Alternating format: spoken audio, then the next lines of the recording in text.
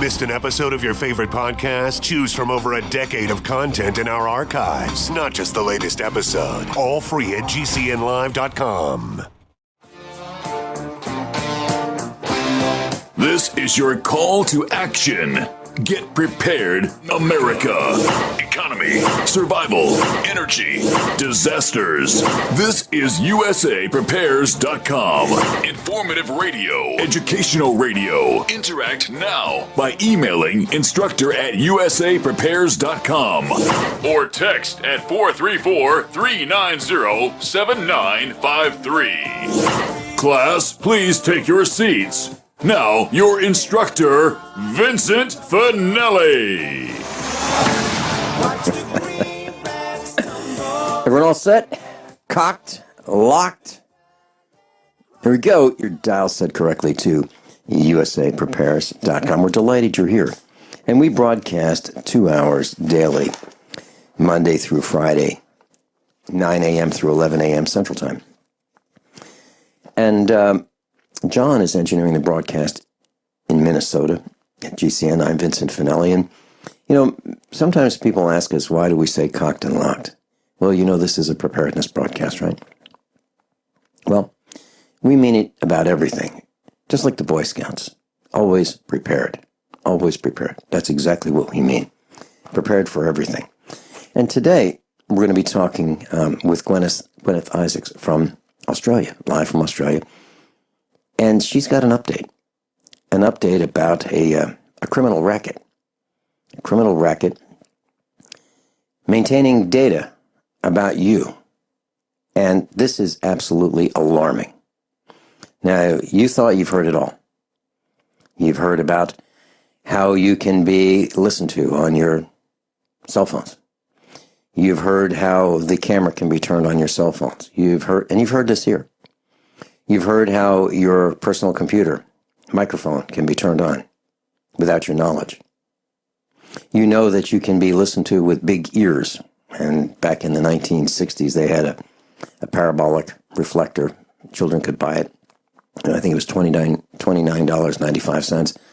And it was like a 2-foot diameter, orange, reddish disc with a parabolic reflecting technology and a microphone at the end of it at the feed horn area of this, and it could pick up sounds from 300 feet away.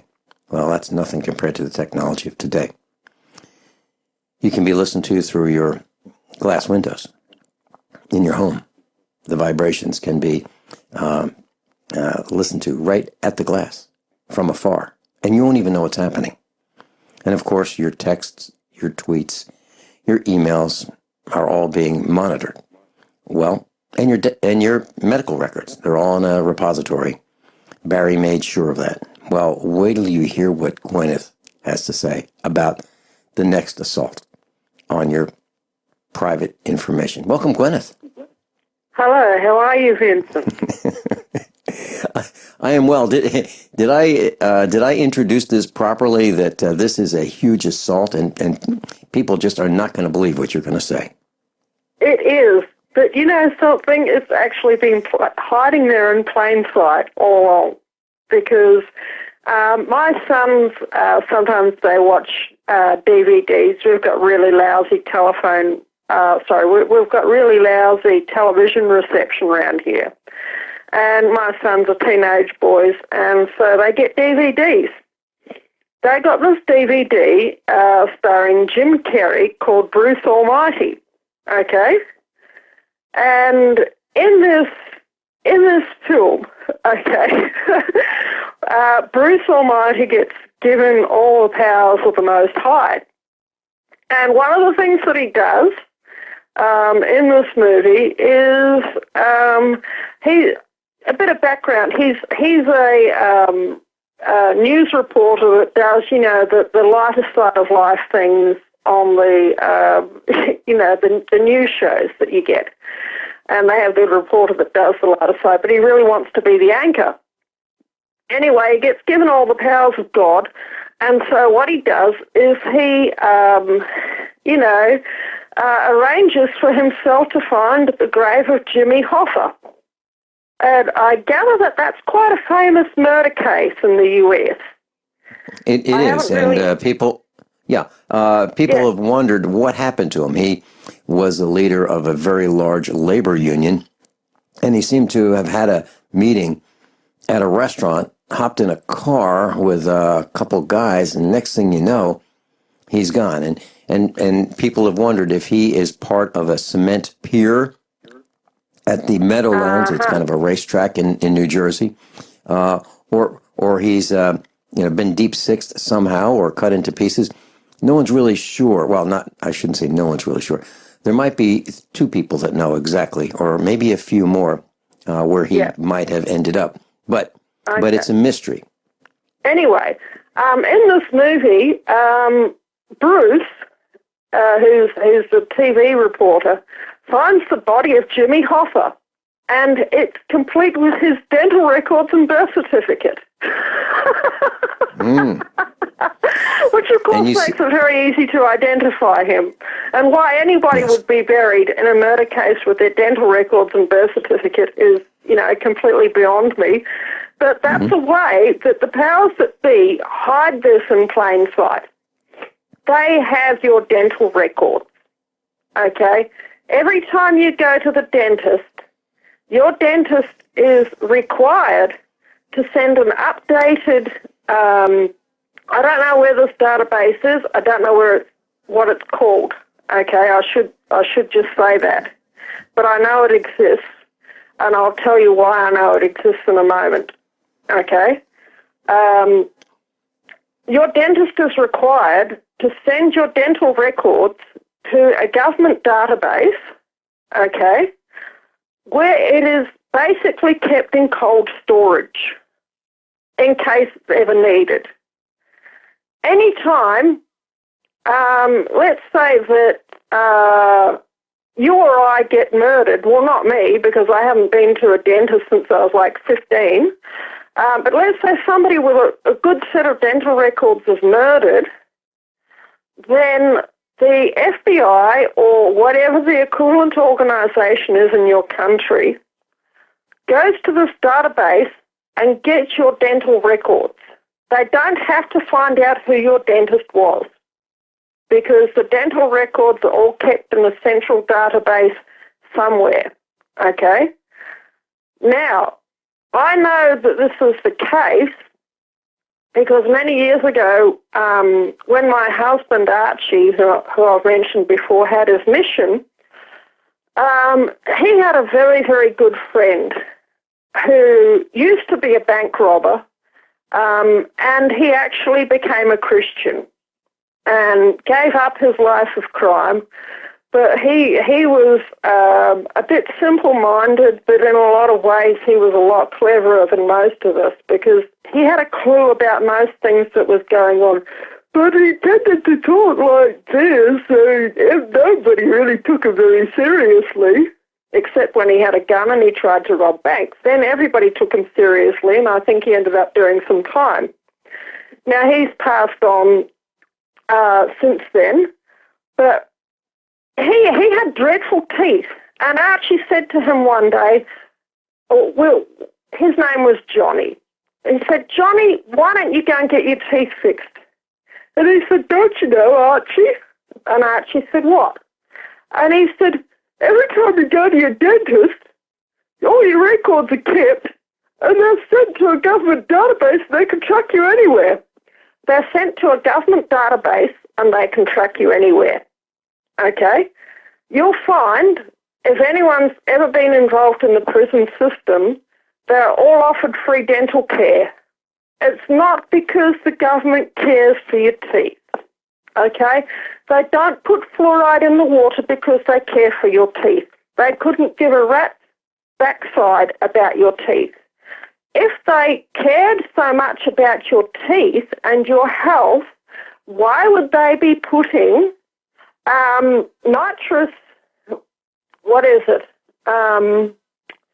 sodium nitrate in the Colgate toothpaste? Why would they be putting bisphenol A into dental prostheses?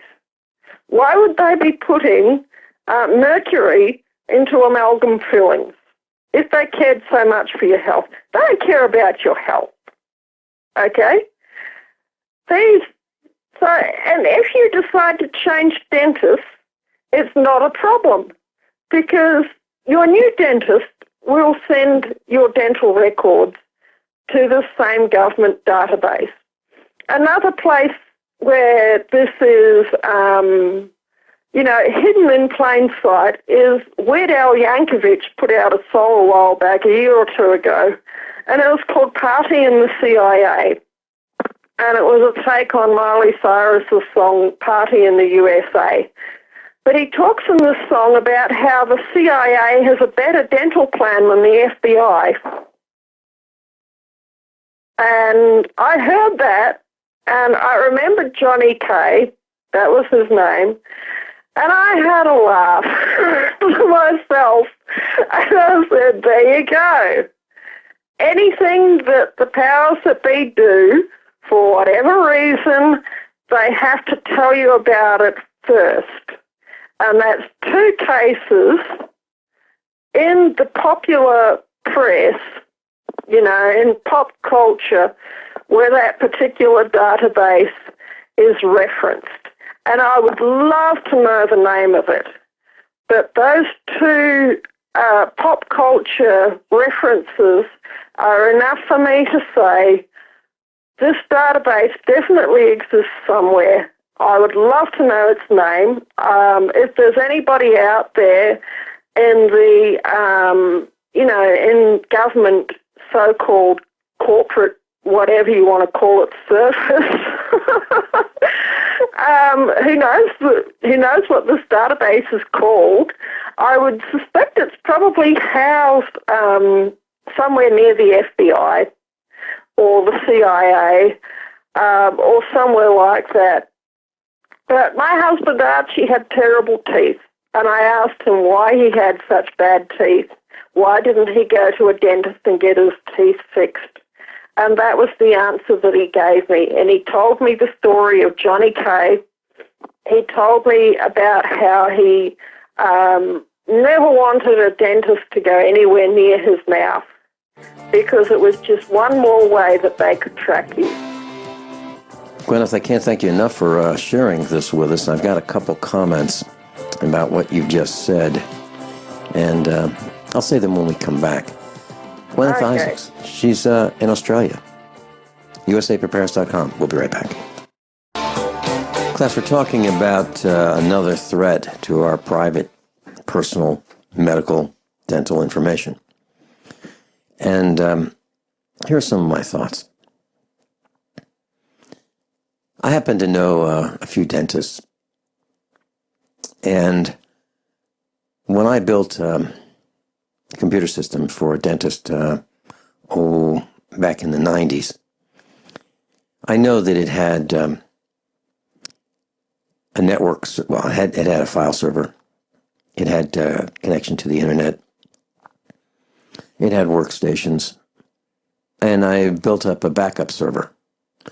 And what the backup server was simply a hard drive, and every day, the dental database, the updated records, the appointments and the software, and all the dental records were backed up to a hard drive, and it was all contained within the dental office.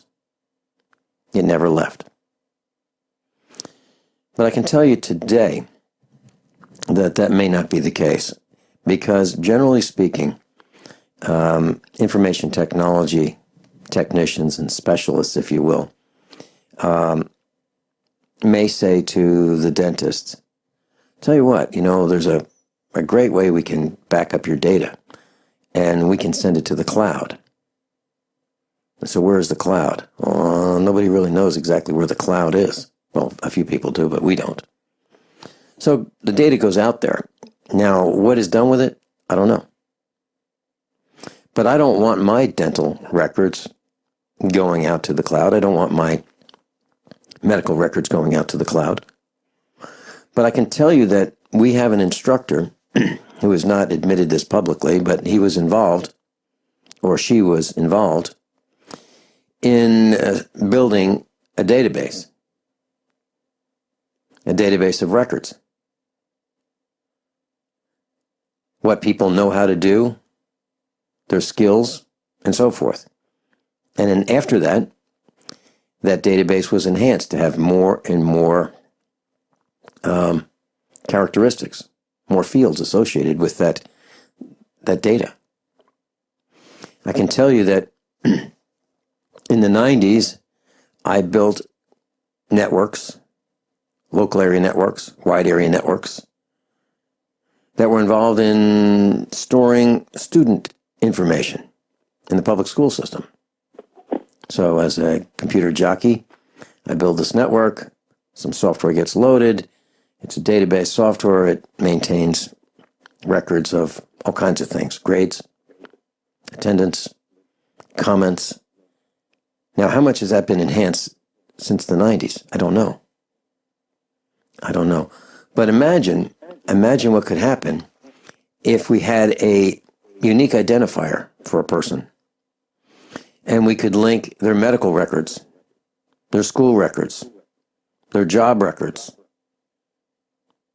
their records with encounters with the government, all kinds of encounters, traffic citations, everything you could possibly think of, motor vehicle registration. So now we have student records, health records, dental records, every kind of thing you could think about, all being linked. If we only had a unique identifier, geez, wouldn't that be great if we could just do that? What would that unique identifier be? Well, that would be your social security number. Let me read this to you. This is from a website. I don't know how much we can trust this website, but it's nsa.gov1.info, nsa.gov, the number 1.info. And it says, Domestic Surveillance Directorate, defending our nation, securing the citizens. Then there's a picture of this data center, and I drove past this in Utah. And it's called the Utah Data Center. And here's what it says. And I'm going to be very brief about this, but I'm going to read it word for word. Background. The Utah Data Center, codenamed Bumble Hive, is the first intelligence community comprehensive national cybersecurity initiative. Data center designed to support the intelligence community's efforts to monitor, strengthen, and protect our nation. Our Utah massive, this is their words, massive data repository is designed to cope with the vast increases in digital data that have accompanied the rise of the global network. I'll read a little bit more when we get back. I heard about that a few years ago. Yep, we'll be right back.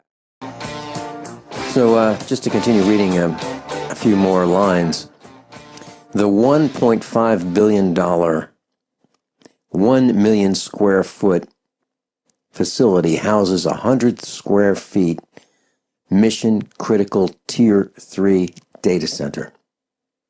The remaining 900,000 square feet is used for technical support and administrative space.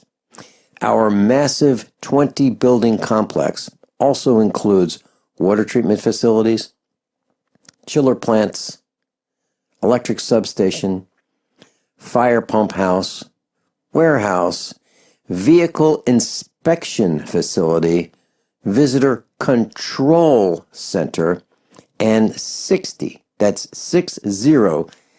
diesel-fueled emergency standby generators and a fuel facility for a 3-day 100% power backup capability. And there's a sign in front, and I'm reading from the image right on the website, nsa.gov1.info. Welcome, and this is a stone-type sign, concrete sign, and it says, welcome to the Utah Data Center. Below that, if you have nothing to hide, you have nothing to fear. So that's the Utah Data Center. And what are they storing there? Wouldn't we all like to know? But obviously, they're storing information that they think is necessary. And it's a massive facility. It is so massive, It is roughly, it's 1,000,000 square feet. What's 1,000,000 square feet? Well, that would be about 3 football fields long by 3 football fields wide. That's a huge And don't think it's one. space. And don't think it's just one. It looks like it's 4 stories. In this image, it looks like 1, 2, 3, 4 stories. This is absolutely massive. The power requirements are huge, and the cooling requirements are so huge that they use a massive, massive amount of water. So much water to cool this monstrosity that it puts the people of the nearby residents at risk because of the amount of water that this monstrosity consumes. So, Guineith, I'm just trying to put an exclamation point on what you're saying. These guys won't stop at anything to learn everything they can possibly learn about us, including our overbites and our chewing patterns and how many of 32 teeth we have left and what condition they're in. You know something? If we've got nothing to hide, well, why don't we just all walk around naked? There's something I just don't want the outside world to see. It's none of their business. It's none of their business. It's none of their business. Absolutely. You know? I think that's gobsmacking. And hang on, isn't Utah in the middle of a massive desert? Yeah. Don't they have a little bit of a water shortage problem most of the time? Well, I've been there. I've driven, and it's in some places there's a lot of nothing there. Yeah. Mm-hmm. Well, I still live in a different semi-arid area. I used to live in Geraldton in Western Australia, and they have signs as you are entering and leaving Geraldton. I can't remember which it is, but it says, north of Geraldton, permanent water restrictions apply. This is you are entering a desert environment. And, you know, I would say that Utah is probably a lot drier than Geraldton and probably a lot drier than here. But here, everybody's watching their water all the time because it's a semi-arid environment. And for them to just use that much water is just stupidly irresponsible. But like I say, even beside the point, okay, another pop culture reference. There's a movie out there called The Fast and the Furious, okay? It's actually, I think there's about 7 or 8 of them now, but the first installment of it was released about 2000, okay? They have the tech guy in this movie, okay, finds out everything on the internet. In that day, the internet was brand new. I remember that time. I was, probably already in my 30s at that time. But anyway, the cop is able to track people back then, 15 years ago, and all he needed was your cell phone number, and he could track you in that movie. And you can buy software, an app for your cell phone on the Google Play Store, which will track your children's whereabouts if you install this app onto their phone. And I believe that some of them you just need the cell phone number and you can track anybody's whereabouts. And that's what's available to the general public on the Google App Store. Okay, and I'm sure that Apple has a similar app in their neck of the woods. Okay?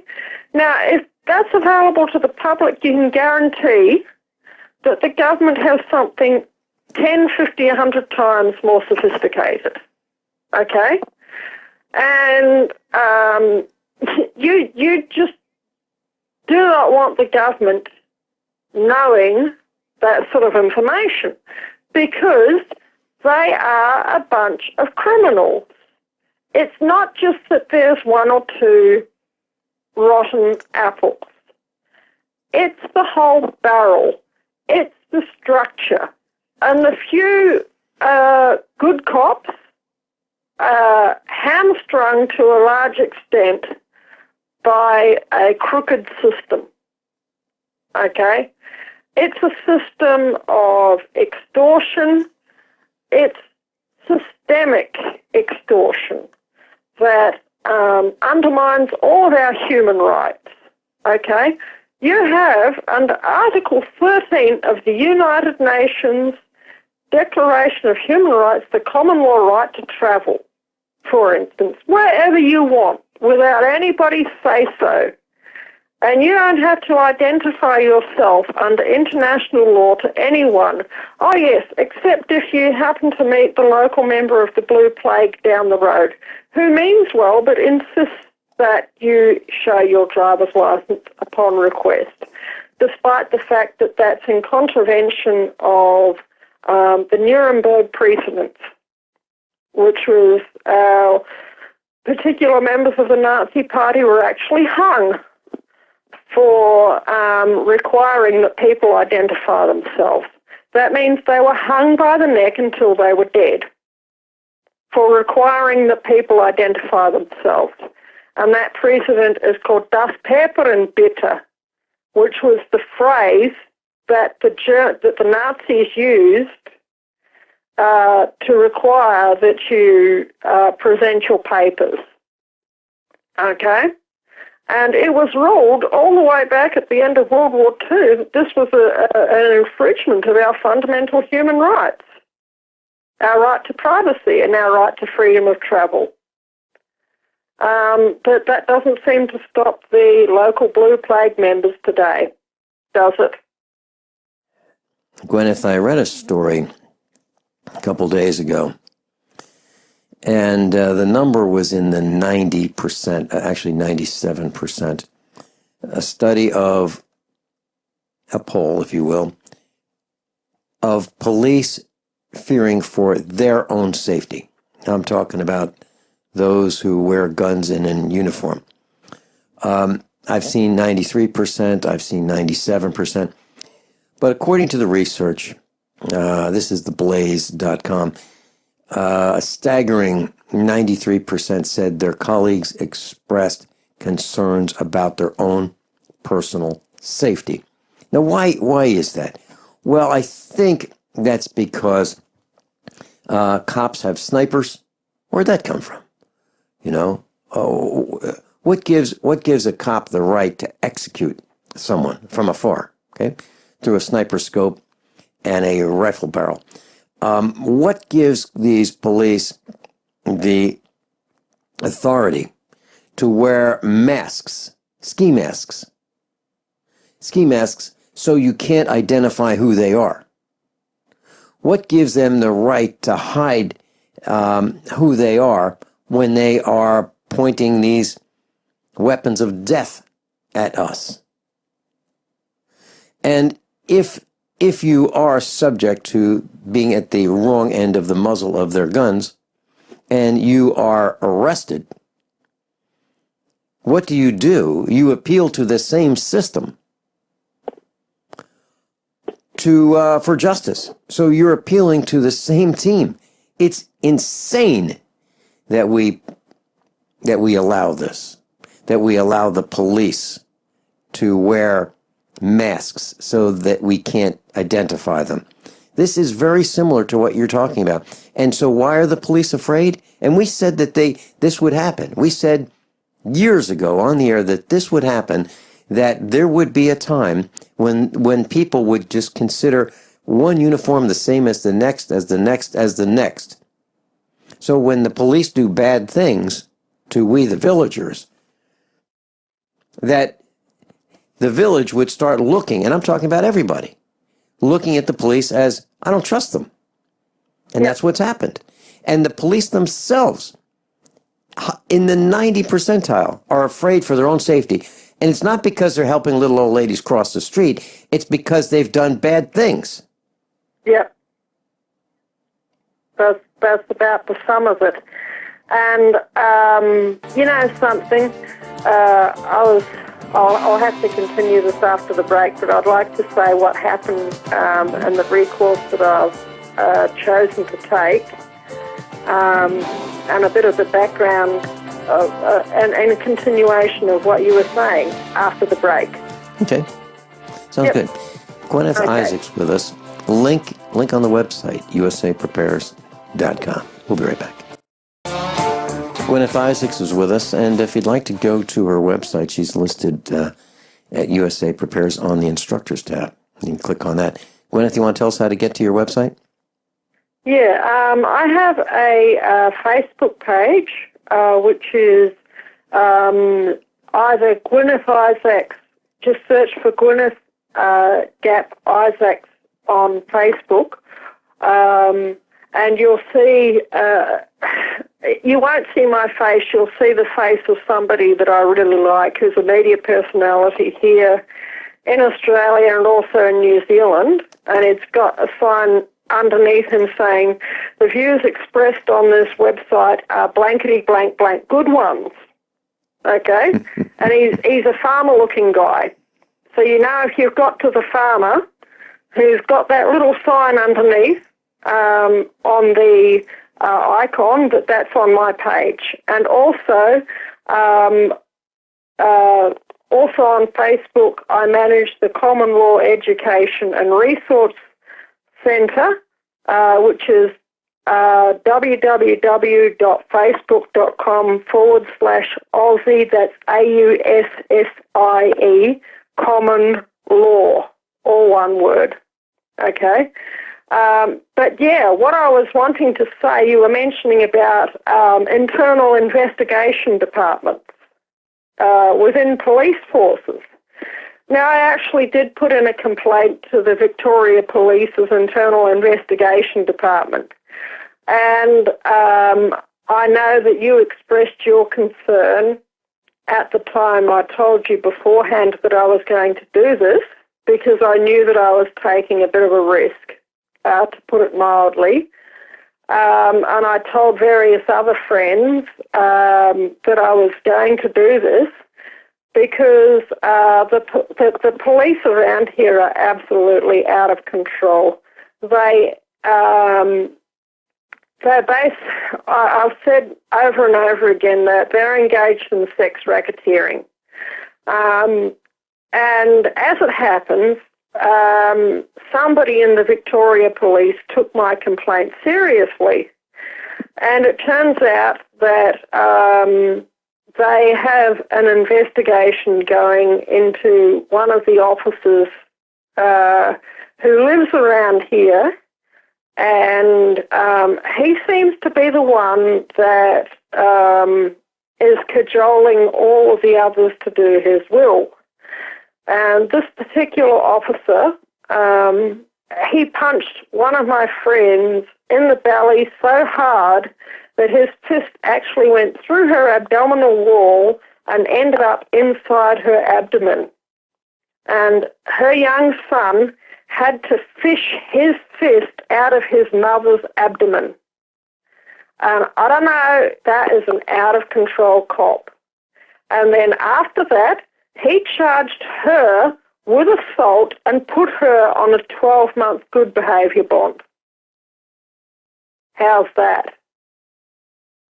That of course, it's an outrage. Absolutely gobsmacking. Yeah. And it turns out that they want this, I reckon, they want this particular officer out of the force, and justifiably so. But my fear is that even after he's out of the force, that he will continue to run his racket, because I believe that he has goods on the rest of the officers. Okay? Meaning that if they don't do what he says, then he will do something or release information on them or something. So basically that he has something that he can blackmail the rest of the officers in the force around here with. I don't have any evidence to back that up. That's just my intuition at work. But it is worth complaining, okay? It is a risk, and you have to think long and hard about it. You have to pray about whether this is something you should do. But in some circumstances, it absolutely is the right thing to do, to complain through the official channel. Guineith, thank you. Thank you for calling in and staying up late in Australia to bring us this live broadcast and about corruption, about record storage and medical information, dental information. Thanks so much for being with us. We'll see you soon. Okay, you have a good day, won't you? Bye-bye. You too. Thank you. Class. Everyone all set? Cocked, locked, hour number 2 of USAPrepares.com. Delighted to be broadcasting with Kurt Wilson, the armchair survivalist. Welcome, Kurt. Hey, what's happening, Vinny? Well, I'll tell you what's happening. During the break, I looked out the window. We're having an ice storm here in our neck of the woods in Missouri. And here's what that means. It means that it's raining, but it's really cold. And it's cold enough for the rain to form ice on power lines, on tree limbs, on evergreen needles and branches. The evergreens look like they're all suffering under the weight of the extreme load of the frozen ice on the needles. The limbs of the trees without leaves, because we have a lot of hardwoods here, the limbs are bending downward. Some of the trees are bending over. And I think we are going to have a lot of destruction here on the farm in terms of woods. The grass, the blades of grass are frozen. It's like they are icicles standing up. We have electric fence tape. It's about a half an inch wide. It's like ribbon, and it has 6 strands of stainless steel wire in it. And we use these 30-inch step-in fence posts that we thread the electric fence tape through.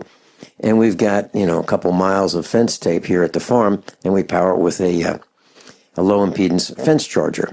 And it just gives a pulse of electricity, and if the cows bump into it, they go, I guess I shouldn't do that again. And we've got that, and that is frozen, and that probably will drag onto the ground and short out. And the fence won't be effective, and we use that to control grazing. What we do is we suggest to the cows that they stay in this particular field until they eat it, and then we move the fence so they can go to another field, and we encourage them to stay where we'd like them to stay, and we manage the grass with this electric fence tape. And I have a feeling that's going to short out during this broadcast, and we're going to have cows walking around all over the farm. So that's kind of that's kind of where we are right now, Kurt. Well, we're in the same boat up here. It's just, and you know something, I don't want to use the term predicted, because I didn't pull it out of my hat. I read the old Farmer's Almanac, all of the different versions of it, and talked to people who were experts in predicting weather. We were going to have the coldest, worst weather in the United States history this year. And I said this 6 months ago. And yeah, it's happening. And it's cold. It's like this morning I woke up, it's 10 degrees, which is pretty good for many parts of the country right now, I'm telling you. Mm-hmm. But one of the things that I discovered, and I'm not on a farm, but I do have some evergreen trees around the property that I have to trim the boughs and cut them back every year. And I discovered why. I interviewed a guy who's a horticulturist, and he said the best money we make is trimming trees for people who are too stupid to knock the snow off of them during the winter. Mm-hmm. Because and hedges, because the snow builds up and flattens the hedges out. Mm-hmm.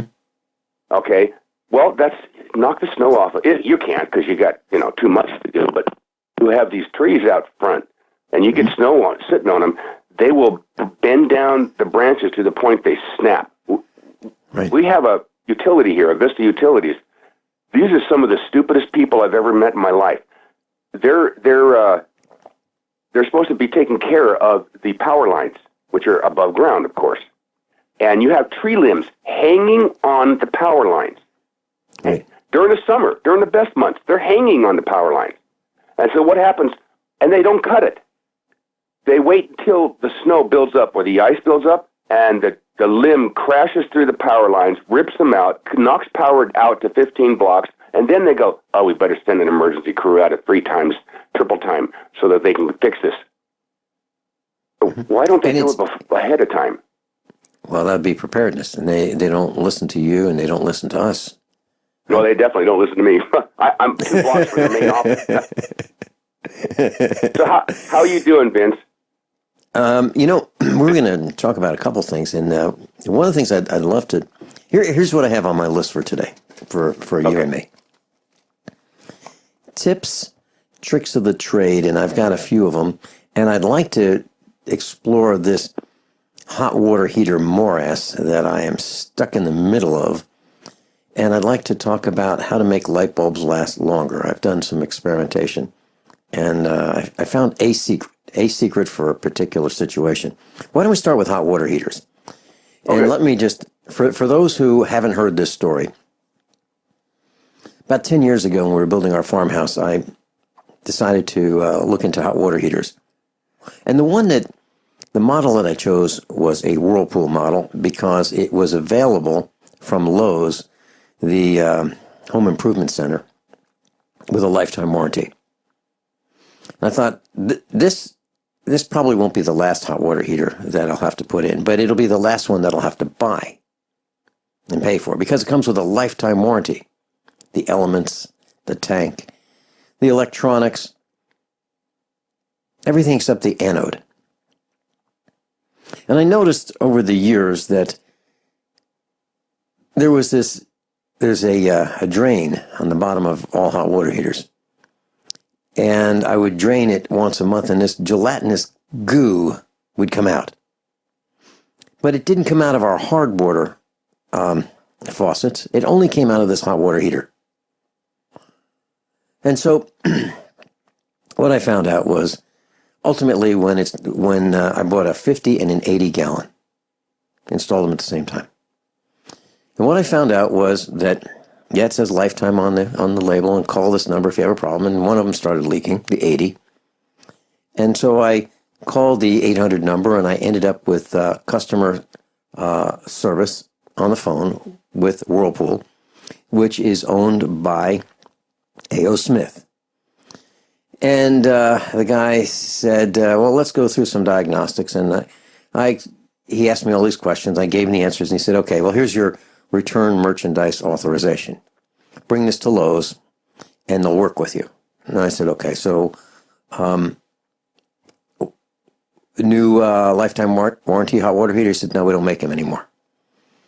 Ultimately, to cut to the chase, I asked him about what water heaters they have available, and he said they have a 6-year and a 12-year warranty, hot water heater. They do not any longer offer a lifetime warranty, hot water heater. So no matter what I do, I'm going to be in a lousy spot because, one, maybe they'll give me my money back, but it won't pay for a new hot water heater. It won't be a lifetime warranty. It'll be a lesser water heater in my evaluation, in my terms, because Lowe's no longer offers an 80-gallon hot water heater. I can get a 50. Or actually, I could get an 80, but not the kind of 80 that I had. I can get one that meets the new EPA regulations. One that has a heat pump on top of it that's close to $2,000. It's not a $500 water heater anymore. It's about $2,000. And this hot water heater, they say will save a lot of money. Well, it won't save enough money to pay for the extra cost in my evaluation. And it's larger in diameter, and it's taller. Now, for those of you who have installed a hot water heater against a wall, I'm pretty darn sure that you didn't put your hot water heater in the middle of the room, and you installed it as close to the back wall where you've installed it as possible, because you don't want to waste the real estate, the floor space. Mm-hmm. That means that your new hot water heater may be larger. And it probably will, 3 to 6 inches in diameter larger. So for some of us, that's not going to work. And if you decide to get one of these new deluxe $2,000 models to replace your $400 or $500 model that had a lifetime warranty that they no longer offer, you'll need about 1,000 cubic feet of air space in order to provide enough air with enough heat in the air to extract the heat out of the air to put it into the hot water heater. So you're going to cool off your room wherever it is. Now, you may want to not do that. Let's say it's in an area in the basement where, some people have set up, living facilities. Or let's say it's on the first floor in a closet. You're not going to get 1,000 cubic feet of airspace in order for this thing to operate if it's in a closet. So it's not going to work too well. You and I talked about this yesterday. This is the insanity that started with the EPA back when Adolf Clinton was in charge. Yeah. They make these stupid requirements that you can't do. That's why we no longer have coal mining in the United States, because they have these stupid requirements for the EPA. I told you about my washing machine. It's the same thing. They don't allow enough water to go into it to wash your clothes properly. But I actually was at a Home Depot about 2 weeks ago looking at water heaters, not for me, but for a friend of mine. I didn't understand what these things were. Sure, they look like a canister that water goes into, but then they have weird gizmos on top of them. That's it. Or they have weird piping on the side, or they're sealed, so you have no access, because after all, you're too stupid to control your own life or your hot water heater. And I'm like, we're going to have to start taking care of the stuff we have, because we're not going to be able to buy new stuff that's going to work for us. And that's exactly right. And here's what the plumbers are complaining about. So the new hot water heater that you saw at Home Depot is heavier. It's larger and heavier. Now, it used to take one guy, and I've done this. I have taken a hot water heater, put it on a hand truck. That's one of these things with wheels that you can, roll around, a washer or dryer, refrigerator. So I strapped one to a hand truck, and I brought it down the basement steps by myself. Well, can't be done anymore. Now you need two people, because these things are so heavy that one person can't do it. One person can't even get one off the plumbing truck if you have a plumber do it. They've got to send two guys. Now you've got two plumbers, or a plumber and a helper. Let's talk more about it when we come back. It gets worse. So, Glass, if you're wondering all these wonderful things that Barry and the Bandits have done for you, this is just one small thing that's caused a problem for everybody who owns a home, or every landlord. Am I kidding? Have you ever used hot water? Everybody's touched with hot water, okay? So your costs are going to go up. Let me read a couple lines from plumbingperspective.com. A homeowner might decide to purchase a heat pump water heater or one of the highly efficient gas water heaters. Homeowners might face additional expenses related to changes to the venting for gas, adding a 120-volt outlet, or making provisions for the disposal of condensate. In some cases, the water heater may have to be relocated to operate properly or to mitigate noise.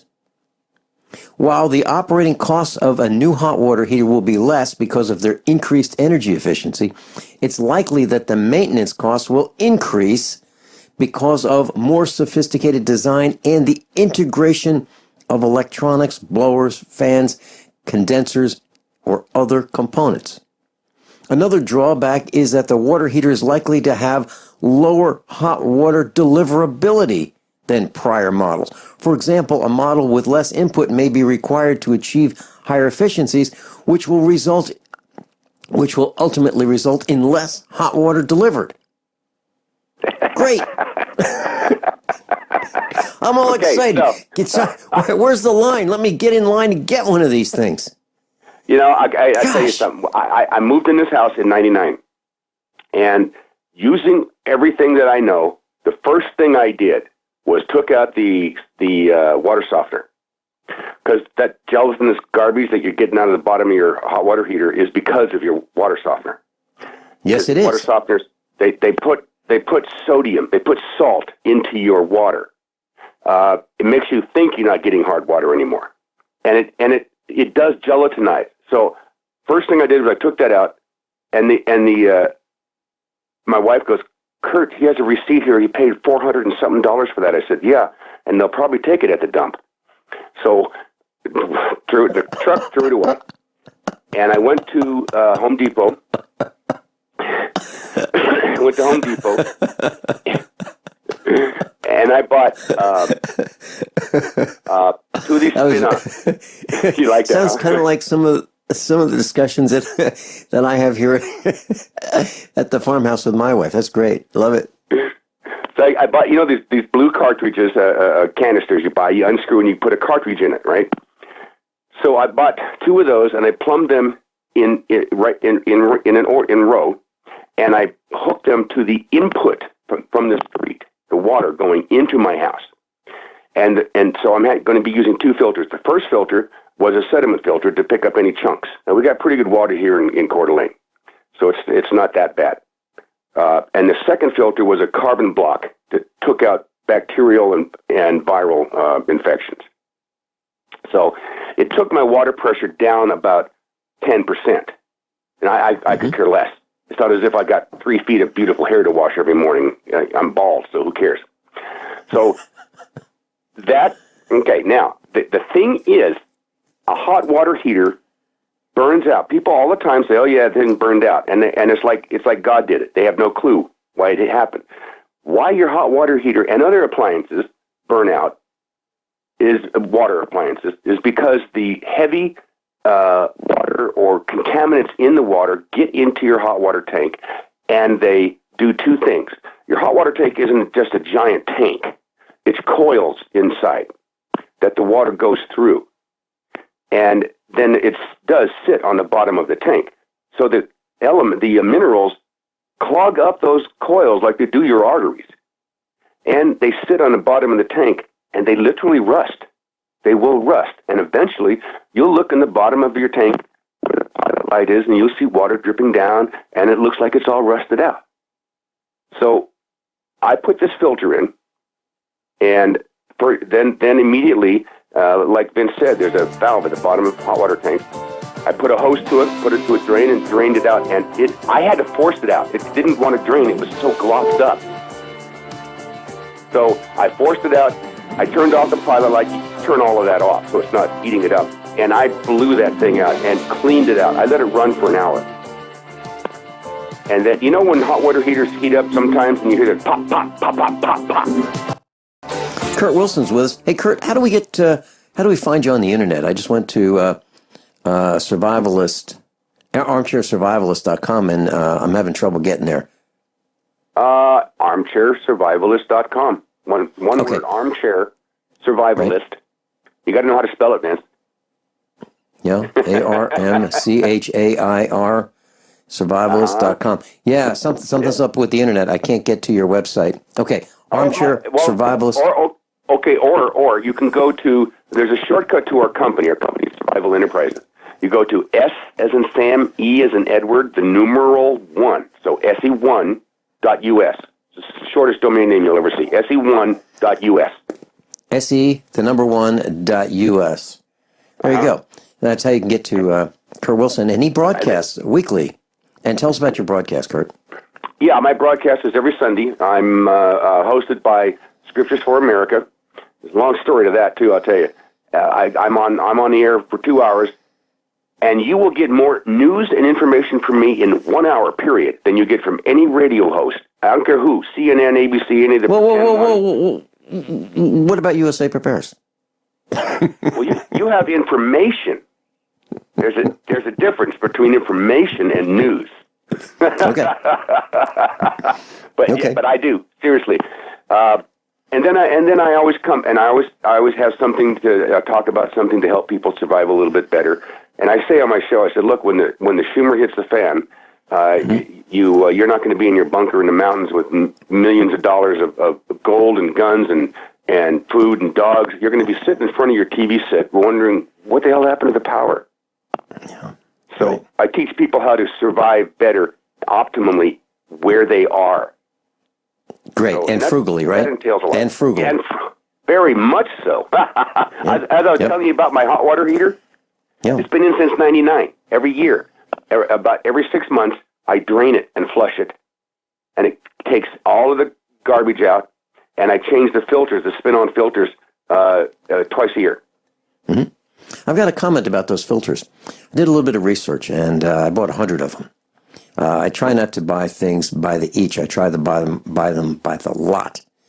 Yep. And I found out that I could get 100 of them for about $50. So I did. Yeah, that was years ago.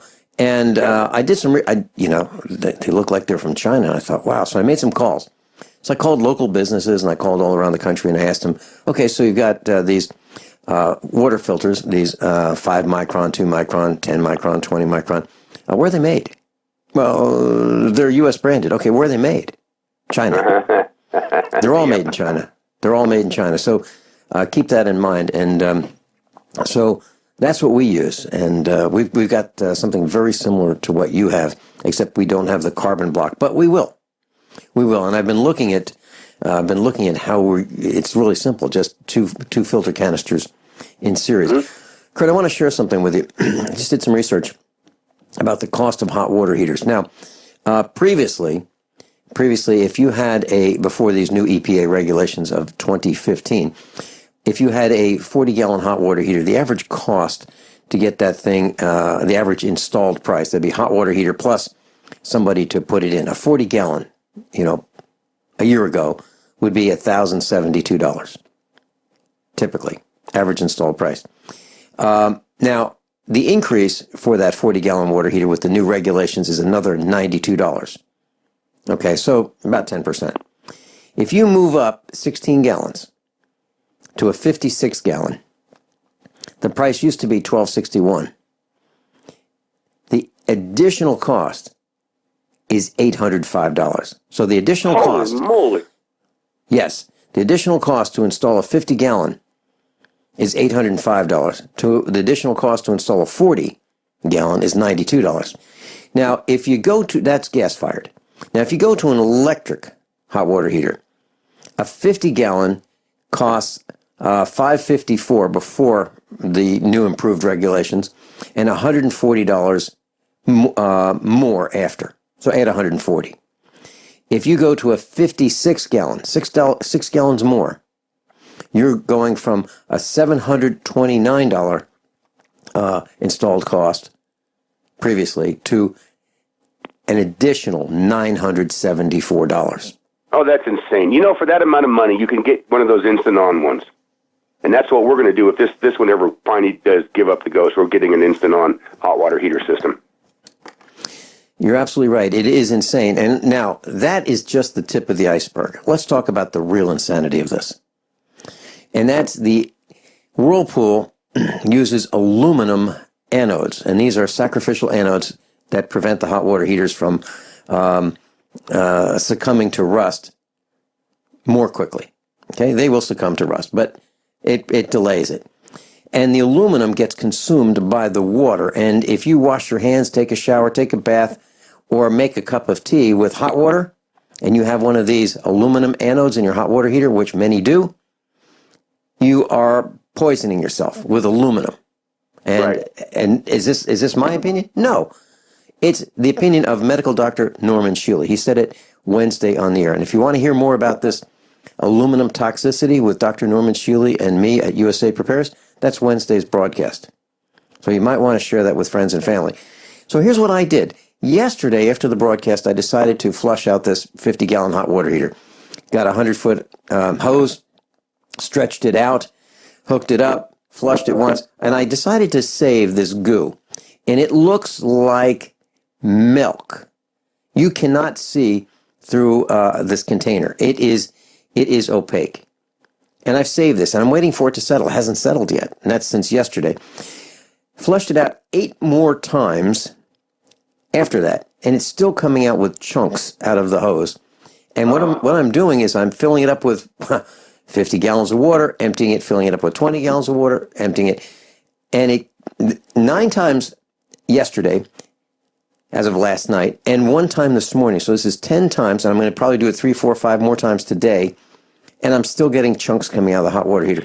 If you don't think I'm serious, try it yourself. You need to do this and get a bucket. There's something else you can do, Dave. Vince, there's one thing you can do, and you do it on your own. You know, don't say that I recommended it, but I'm telling you, I did this once.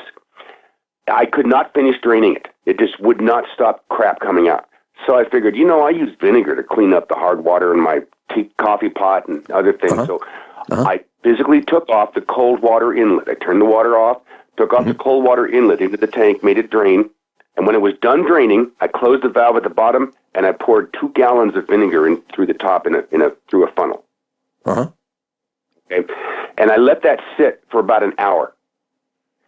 When I did drain it, I got 10 times the amount of crap out that I had been getting, but it finally flushed clear.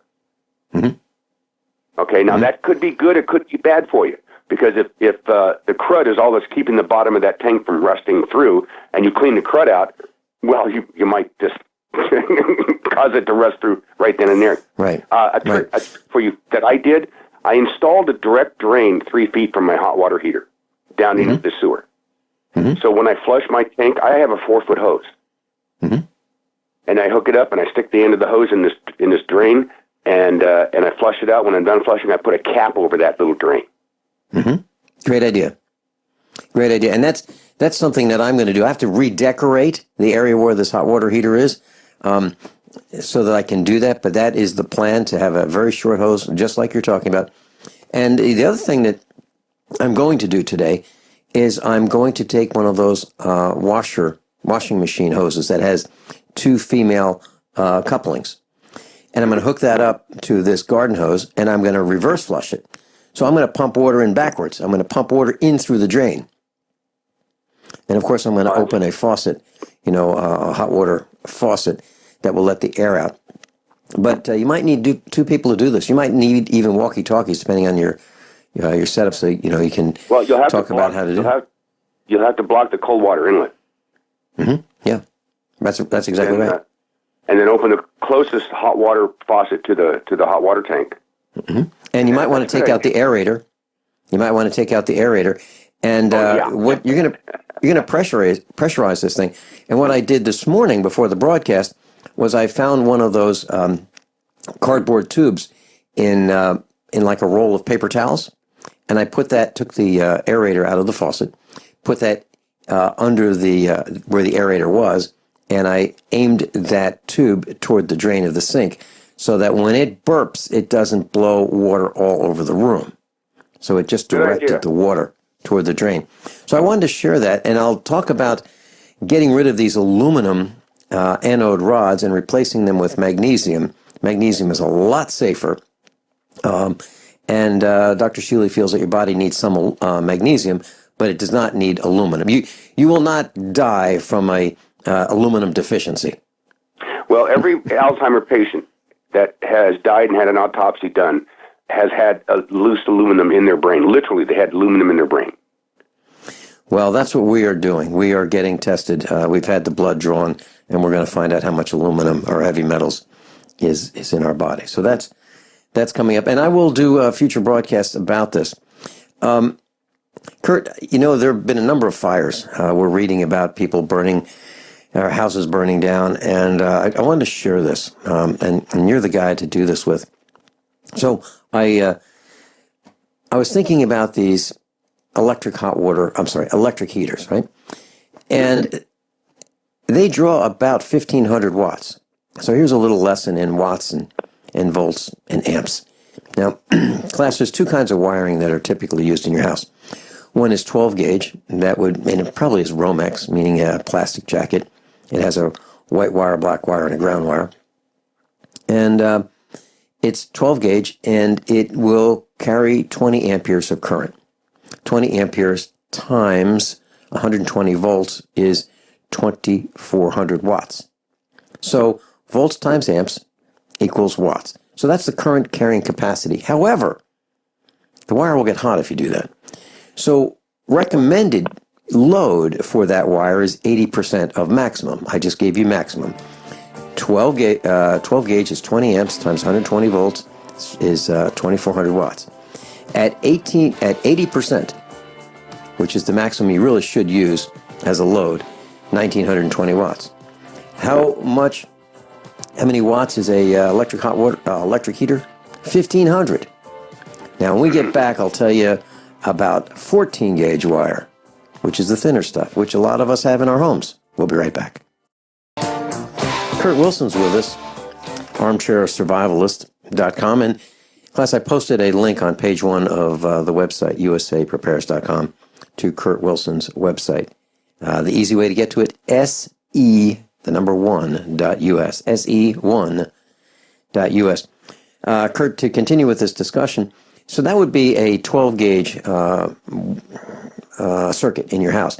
Now, some houses have, some older houses have 14-gauge wire, which is thinner than 12-gauge wire. And that's rated at 1,800 watts maximum. Now, if you take 80% of that and you say that's a safe load, that's 1,440 watts. How many watts is a little electric heater? 1,500. Now, if you add to that circuit a light bulb, let's say a 100-watt light bulb, now you're getting the wire even hotter. And if you think you need an example to see if the wire gets hot, here's what you do. Plug in one of those electric heaters and feel the power cord. Feel it near the plug. You won't believe it. It's warm. Now, your wiring gets warm in the walls. And if you've got that heater going and you've got lighting going and it's all in the same circuit, you can cause a serious situation which can set a fire inside your walls. Kurt, would you like to comment on that? Yeah, the worst, I physically saw, okay, it was something you didn't mention, and you probably know about it already. Some of the pre-'70s houses, they used aluminum wire. Yes, they did. And this aluminum wire would extend, now in conjunction with copper wire. Yes. So what would happen is the two dissimilar metals would cause a corrosive effect to each other, and one would get hotter than the other. I'm sitting watching television, and all of a sudden my socket, one of my receptacles on the wall to my right, exploded and blew 20 feet across the room. Needless to say, I was slightly shaken. I could see red going up a line in my wall. It was glowing so much from the inside. I hit it with Freon real quick. I punched a hole in the top of the wall and aimed down with a Freon canister and cooled the whole thing down. But there are dangers there, yes, and that's not the worst part, because generally you're going to have a 20 amp circuit breaker in your house that'll click it. Okay, but here's where stupid comes in. Some guy says, I can't afford to run the forced air heater, so I'm going to have a little heater for my wife in her chair and a little heater for me in my chair, and we'll plug it into this little extension cord I have here. And right. and then I'm going to plug my light in that too. And my wife can plug her phone charger into that too, because it has 7 holes in it. So this extension thing here should be just fine for us. And then they leave to go to work, and they come home and they wonder why their house is burnt to the ground. This is not a make-believe scenario. This is real. This happens every single day in the United States somewhere. And it's you have to understand, and your heater will say on it, your little electric heater will have a little tag that says, do not plug into an extension cord. In one way or another, it'll tell you that. Plug directly into the wall. Because these extension cords are like, 16 gauge. They're like lamp cord, almost. Some of them are 14 gauge. Some of them are 10 gauge or 12. Some are 18 gauge, even thinner. Yeah, so they're not made to handle amperage. And you're over-amping these things, and you're drawing more power, and that creates heat, which is going to cause a fire. We had 3 of them here in Coeur d'Alene in the past week. And that's why I wanted to mention that on this broadcast. Kurt, here's another thing. When we plug our appliances into our kitchen receptacles on the counter, let's say it's a griddle, and you plug it in and the griddle's powered on, And now you're using the electric plug on the cord of the griddle as the switch. So what happens is there's a little bit of an arc there. Next time you plug it in again, or a coffee maker again and again, pretty soon there will be some pitting in the receptacle. And you'll feel that because the plug doesn't go in as smoothly as it used to. And then you have more resistance, which is more likely to cause more heat right there. And that's a great fire potential. So what we do is, when we notice that, we replace those receptacles. Yeah. Well, that one plug up on the counter is hooked in line to 5 other plugs in your kitchen. There you So go. you're pulling amperage from all of those. So if you have a coffee maker in one, and you have a griddle in another, and a toaster in another, you're over-amping that circuit.